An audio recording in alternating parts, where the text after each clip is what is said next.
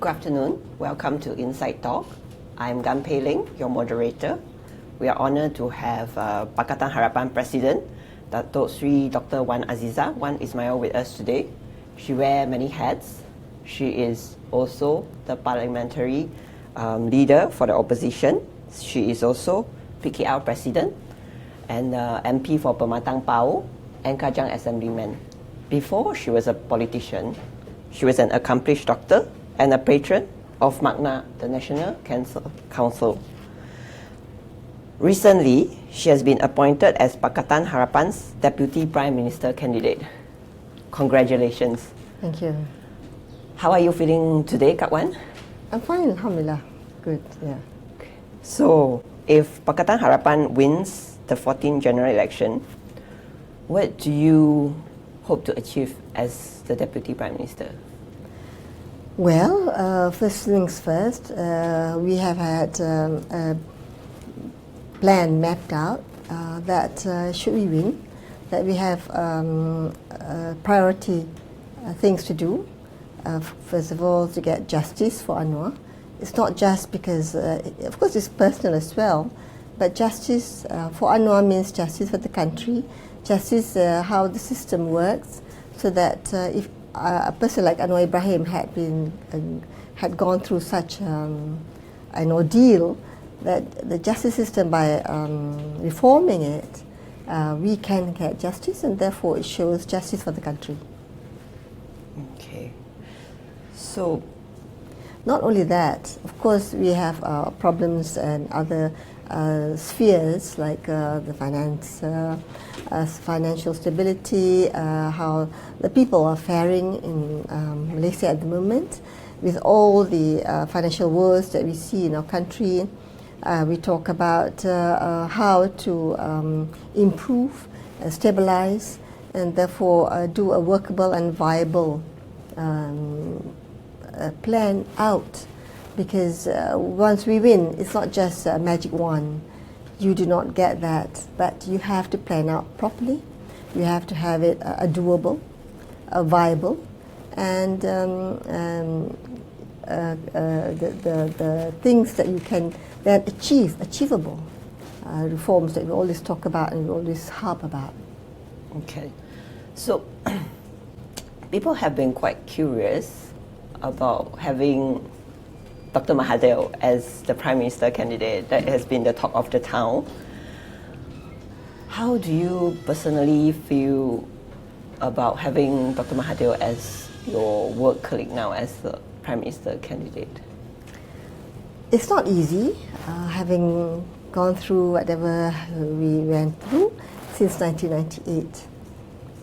And it's sometimes it's a painful decision to take, but it's not personal.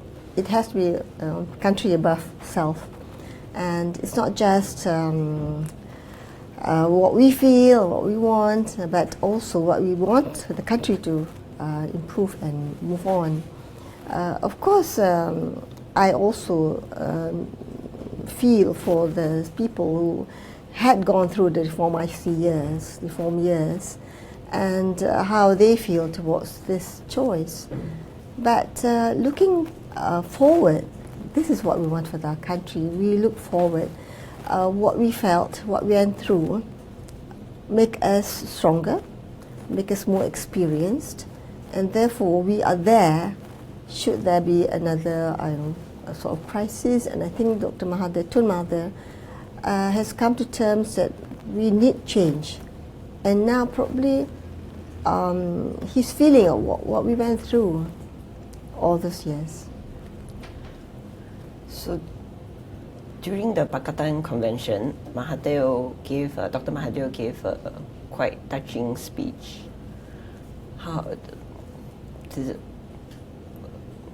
I mean, you and Tun Dr Siti Hasma were photographed, seen in tears. I mean, it's personal, but are you comfortable sharing with us what happened? Of course. I mean, most of my life has been quite public anyway.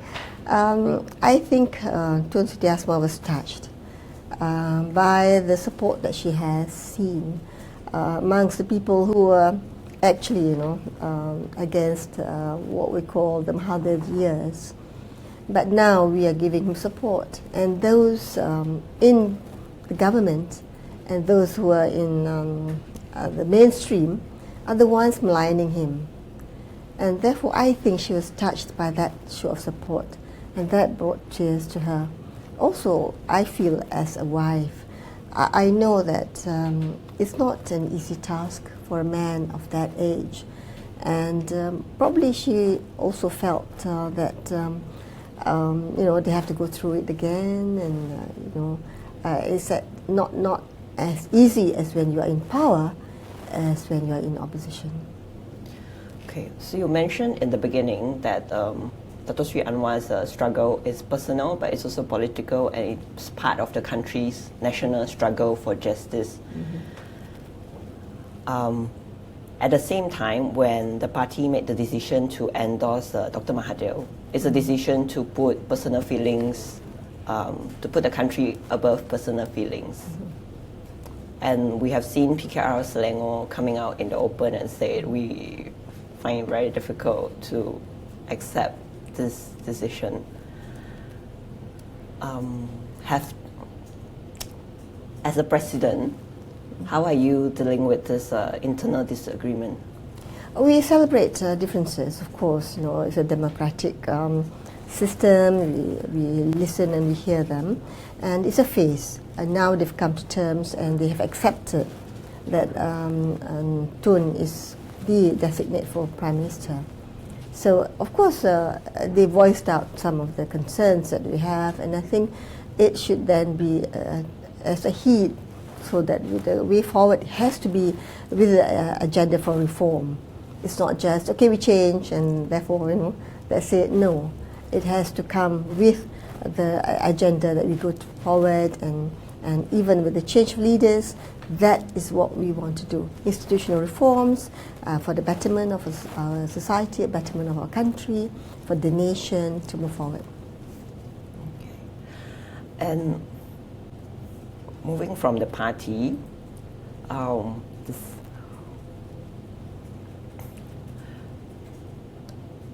there's been so let's move on to women in politics. Yeah. Have you faced, personally, as a woman in politics for the past 20 years, have you faced discrimination because of your gender? Well, I really think that because I accepted many things in my life, so discrimination in a way that if you don't if you don't mind, doesn't matter, that sort of thing. You're saying there are. There's certain instances which I thought, well, okay, it's not a big deal, and you can get things done other ways, and so that helps me through, because if you want to, because it's our society is patriarchal, and of course also the culture. And I think we can contribute in different ways. And discrimination, to tell you the truth, it doesn't really bother me that much. So Pakatan Harapan has, the Wanita wing has said that there should be a strong women lineup leading into the 14th general election.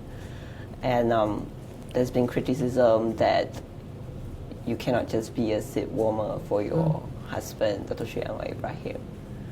What do you say to that? I'm not a seat warmer.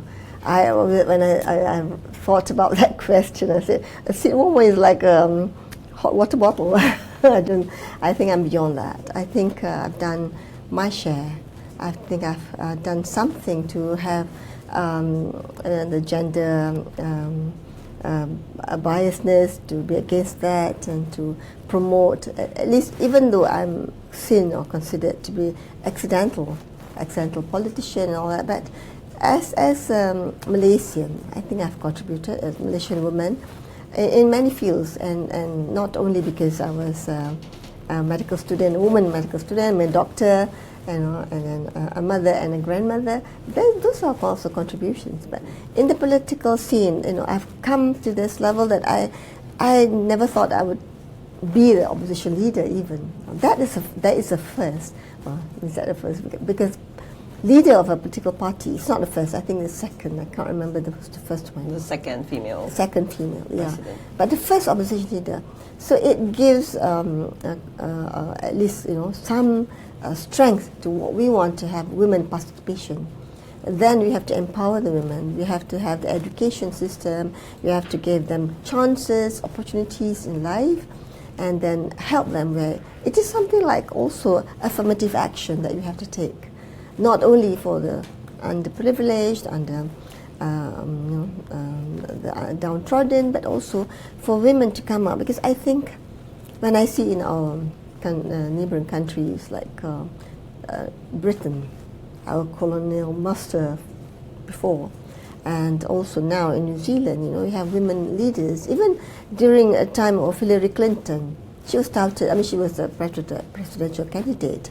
So these are times that are moving towards better times, that women are given these opportunities to express and actually, bloom,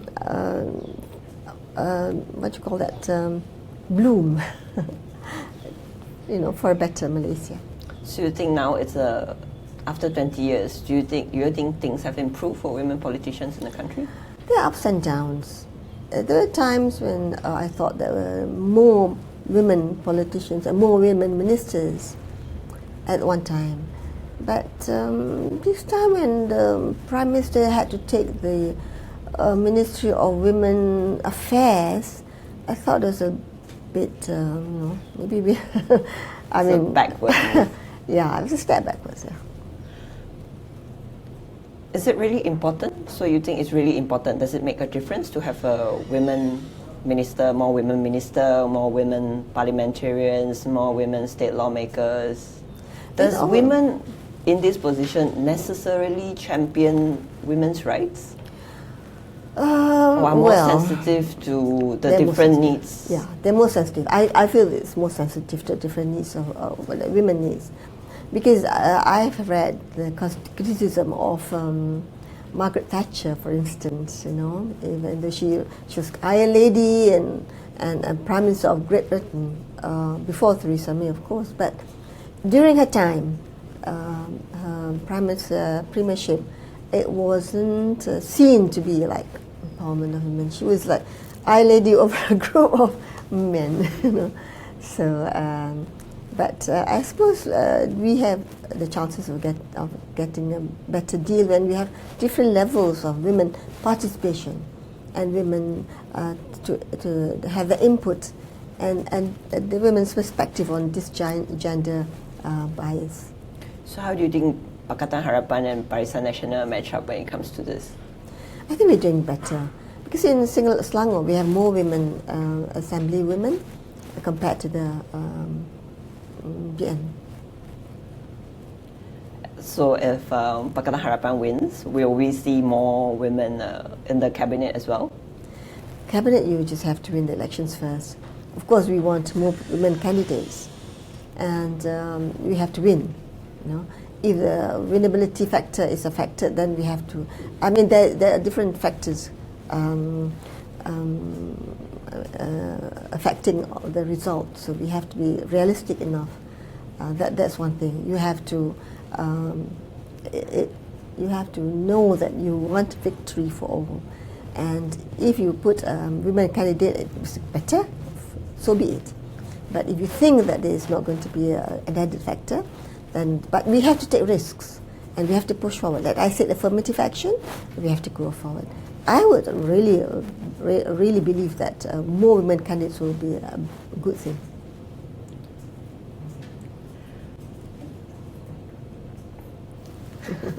No more questions. End of there session. certainly are. No. So, how do you think you match up with Mahathir as a pair? Do you think you will work well so far? How is the cooperation with him? So far, it's been good actually, because I think we're both doctors, I think with even Tun Setiasma, because I had a long relationship with them before, mainly with Tun Hasma. And Tun Dr Mahathir was also from Kedah. I was raised in Kedah. I grew up in Kedah. So there is that link. And of course, whatever happened has happened. We look forward towards the future. And I think Tun Dr Mahathir, as we have been working with him, he listens. He may be a bit difficult, but he listens. I'm being honest, okay? But we have to work things out for the future of the country. We have to. It's our future. The future of the next generation is the future of the nation. How confident are you with Pakatan Harapan's chances in the 14th January? Of course, I always have this, that if it is a free and fair election, it's a bit of unfair election. All right, but I think we've come so far. With all the differences, with all the difficulties that we have overcome, I have great confidence that we can make it, inshallah. Of course, we are looking at seeing many changes, like early voters now at the Bomba, and even now Rela probably, and all the things that are not right in our electoral roll. We have to correct that. We have to go against that. We have to fight for the basic right of each and everyone, a Malaysian, to vote, the right to vote. And once we have that, we have foreign observers, we have to clean up the electoral roll, and things like that. But of course, it's an ongoing process. But we have the hope. This is why Pakatan Harapan was formed with the word harapan, the hope. That's what we want to do. So you are very confident that you will do better than the current Deputy Prime Minister? Inshallah. There are talks that... They're not in Pekan though.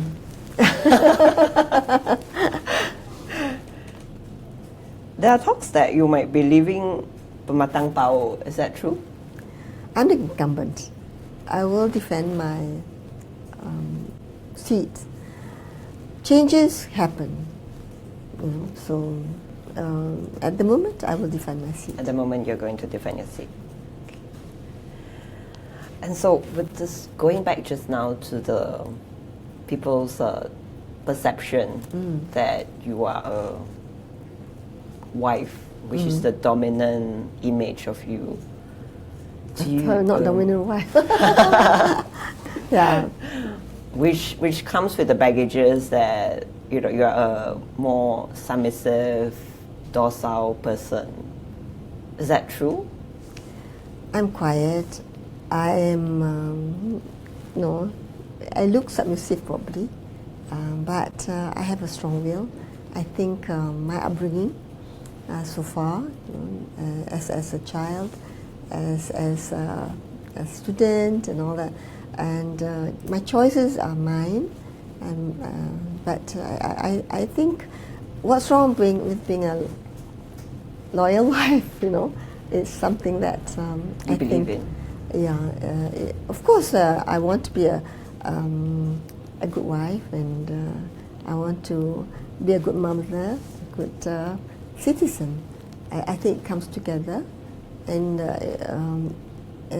if you think, well, I believe that my husband has been unjustly imprisoned. I have to fight. Not only because, of course, he's my husband, I have to fight, yes, but also my children. I have 6 of them, right? And also my grandchildren now.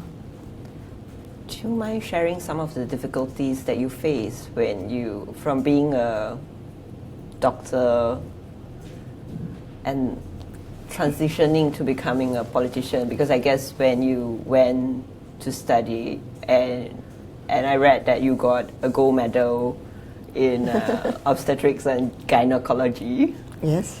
So you're an accomplished doctor. So I imagine that when you were studying, you thought you were going to be a doctor your whole life. Yes. And 1998 happened. Not 1998, 1982 happened. 1982. 1982 happened when I married my husband. He was a teacher. He was a teacher for dropouts, okay? And I knew that he was a student leader, he was a young youth leader, but I believe that it's for the, like I'm a doctor. Why? You want to help people, you want to improve the lives of many. So that's why I entered medicine. And when I married Anwar, okay, he was a teacher, he was a guy for dropout, trying to get dropouts into the education system and give them a chance in life, Then 82 happened. He joined Dr Mahathir at that time. And that was a shock, of course, but I can see his point. I can see that in politics you can contribute more, and that was what he felt he can do. And then 98 happened. My life has been full of shocks, okay, a few shocks that I have had in my life. But then, I was chosen to lead the reform movement, and people accept me. Of course, it's not easy. I'm not a public sort of speaker person, I don't speak well in crowds. I hardly speak well anyway. You're doing fine. Oh, it's been years of practice, thank you. But, it has to be done. I really believe in the future of our country. I really believe that as a Malaysian who have grown those years and have had, at least a good life, a tertiary education, I worked, I served. I want the betterment of this country. If I sat back and maybe I can live comfortably, but I want to see, a betterment. So at that time, I have to overcome my fears, overcome my insecurities, overcome whatever disabilities I've had, and bank on whatever strength that I have too. I think, and then I think people see that. And you must have sincerity. I feel if you are sincere, you go forward and you say, "Come, please. You are Malaysian. You cannot leave the country to be going backwards or downwards or spiraling or whatever. But as a Malaysian, you have a role to play. You have to be that in the change for the country. So if you have that in you, maybe it's not seen the fire in me. People say I'm docile or anything, but it burns within. That God has given us a life, and given us a mind, and given us a bit of all the intelligence and all that. You have to then perform your duty as service to God.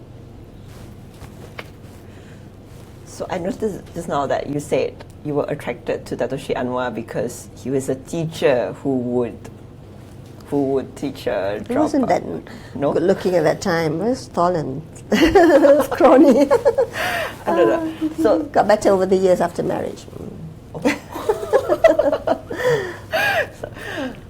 So you were attracted to that sense of justice to Yes. help the marginalized within him. Yeah.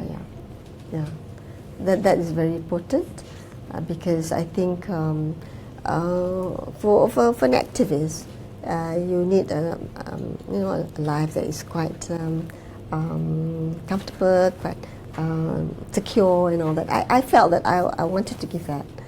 That's my contribution in my life, and the children and the family and that sort of thing. And you mentioned in 1999, you made the decision to become the president, to lead the party.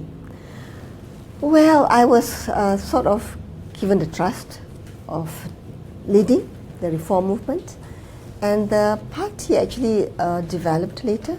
At first it was the Adil movement. It was a movement with all the NGOs and all that. But then we're going to face elections at that time. So it had to be transformed into a party. At that time, they thought that my faith was the faith of reform, and therefore they said, okay, it's a big responsibility, but my husband is in jail, my children, I look at them at night when they're asleep, you know, as I said before, you know, there's this fire within me. You have to do, and you have to take the responsibility. If that is what is accepted, what is seen to be the right thing to do, I will accept it. Of course, it comes a very heavy responsibility on my shoulders. I used to cry sometimes, but not publicly, usually. But it is not easy. But the greater good is the one that pushed me along. That you know, and then people accept me with all my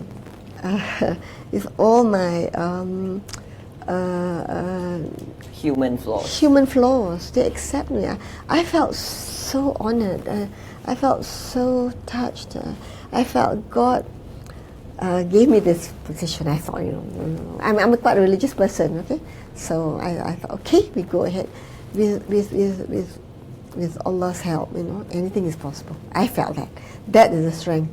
Of course, it has ups and downs, and you know, 1999 these elections, people don't really receive you, don't accept you. So that was one of the lowest point for you? The lowest point is actually, I felt elated after Anwar was released. The lowest point was when he was prisoned again, 20th of February. A date you will always remember. Yeah. I felt, oh my goodness, this is a deja vu. I don't know, it's going to happen again. I thought that was the end of 2004 when he was released. So. Do you feel bitterness towards Barisan Nasional or the government? No. I feel that, you know, I take the story of Joseph in the Bible and Nabi Yusuf, the Prophet Yusuf in the Quran, that he was in prison for something he didn't do, right? So there are similarities. And then when he was in a position of power, his brothers came to seek help. He didn't, you know, he was in a position of power. He didn't wreak revenge or that sort of thing. But of course, there's some twists and turns, but he helped them. And it is something that's so noble that bitterness usually consumes you, and it doesn't really help, really. So of course, there are things that you say, oh my goodness, but you have to overcome that.